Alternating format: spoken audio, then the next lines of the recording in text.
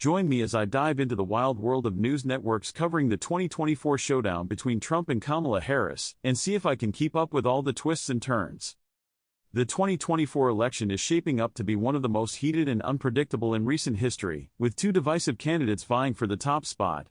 Donald Trump, the businessman turned politician, is looking to reclaim the presidency, while Kamala Harris, the seasoned senator and former prosecutor, is gunning to make history as the first female president. As we count down to Election Day, one thing is clear: the media is going to play a huge role in shaping public perception of these two candidates. We've all heard the phrase fake news thrown around, but the reality is that biased media coverage is a real and pervasive issue in modern politics. Study after study has shown that the way news outlets frame stories and present information can have a profound impact on how voters perceive candidates and issues.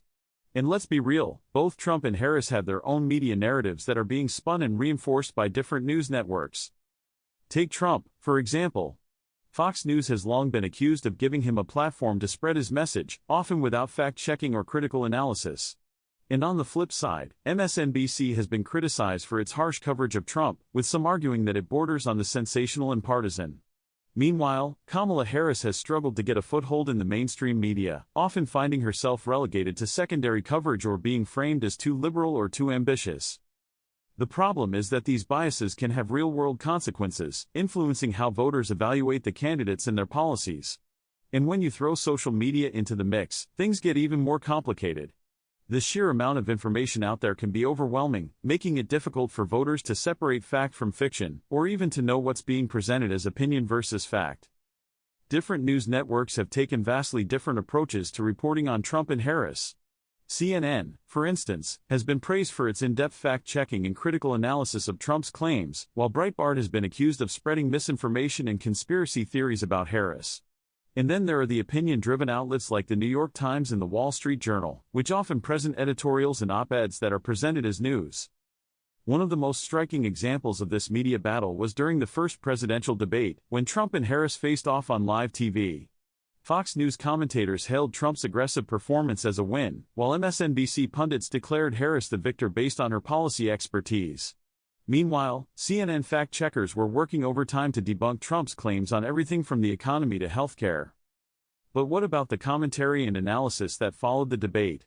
CNN's Van Jones praised Harris's passion and conviction, while Fox News' Sean Hannity dismissed her performance as awkward and stiff. And let's not forget the social media sphere, where hashtags like #TrumpWon and #Kamala didn't deliver were trending within hours of the debate ending. As we move closer to Election Day, it's clear that the media is going to play an outsized role in shaping public opinion about these two candidates.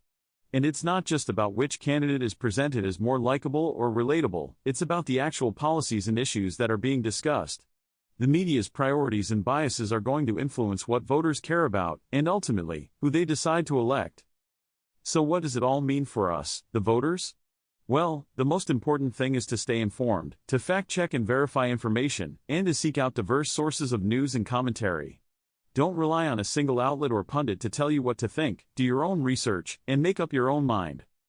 Thanks for watching, and be sure to share your thoughts on the media coverage of the 2024 election in the comments below. And if you want more political analysis and updates, don't forget to subscribe and hit that notification bell. We've got a long and wild ride ahead of us.